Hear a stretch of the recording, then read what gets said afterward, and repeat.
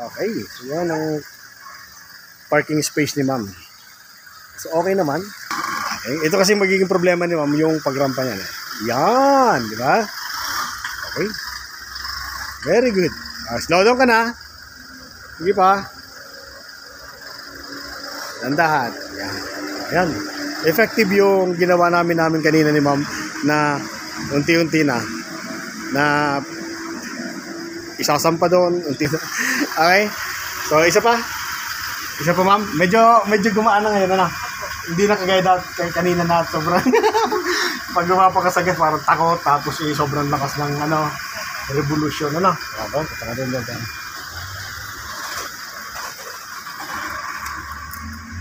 Yan o. Yan. So ramp. Smooth lang. Okay. Yan pinapractice namin yung ma'am. Yan.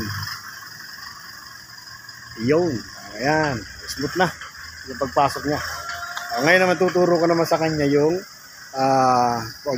pag-park.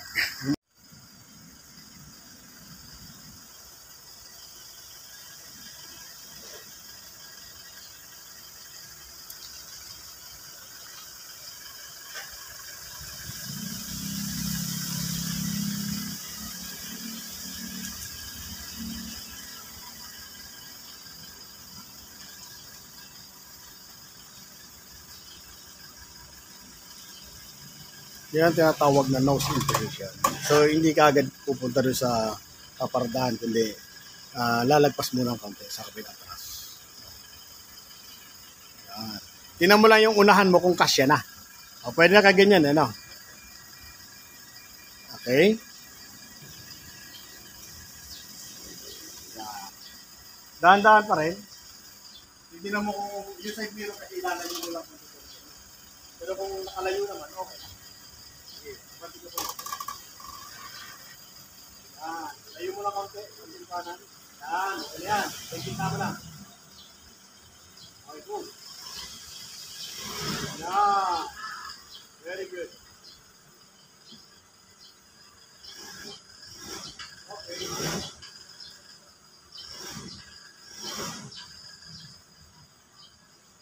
Yan. Ito pa katandaan po.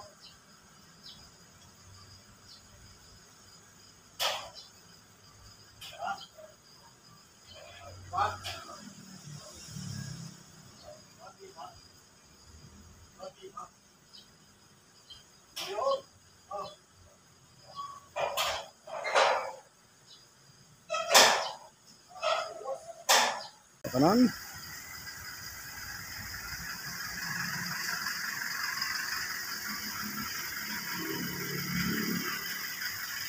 Yan.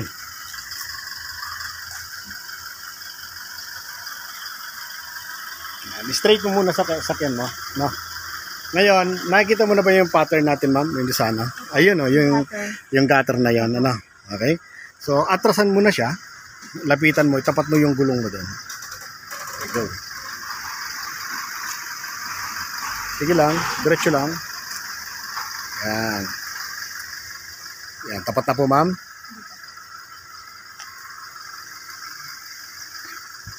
Okay?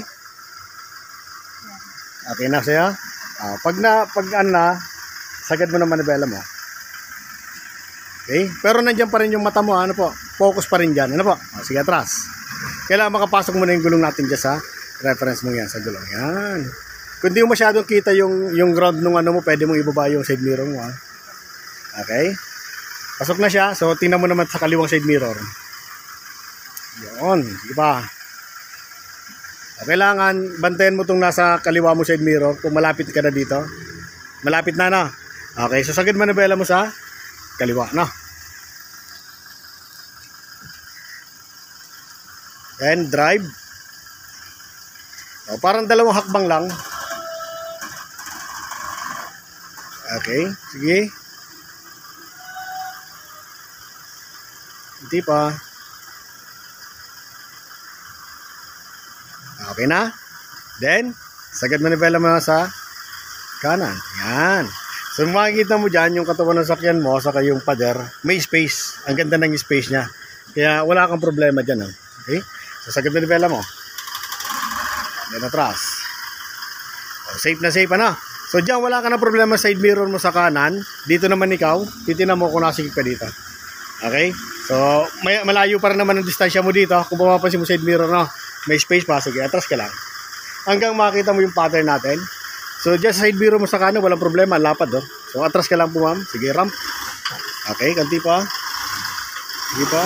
Good. Yan. Malaking bagay yung practice namin kanina. Yan. Slow down. Then, yung pattern na natin. Ano, ma'am? Ito. Ito nakikita yung side mirror. Ito. So, kailangan yan, nakatumbok dito. Ayan, oh. Yung side mirror na yan, nakatumbok dito.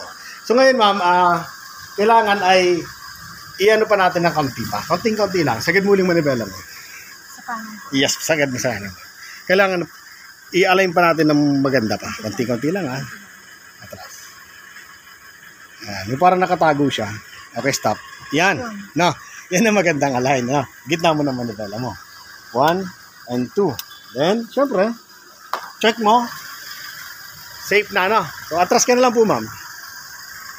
Yan na, yan na. Yun ang gusto mangyari. Yan. Yun. Ayos. Safe na, no? Ganda na. Isa pa.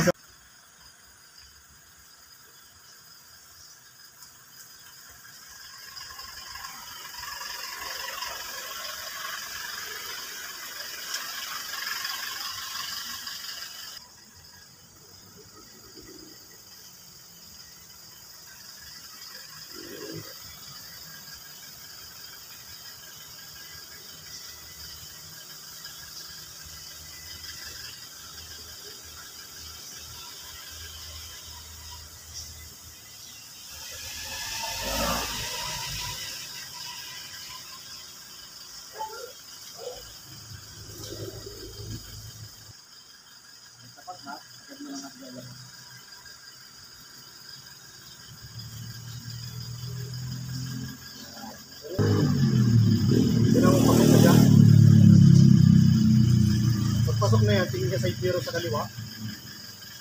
Tingnan mo kung malapit na. Sa kaliwa. Okay na yan, wala ka ng problema sa kanan. Yan.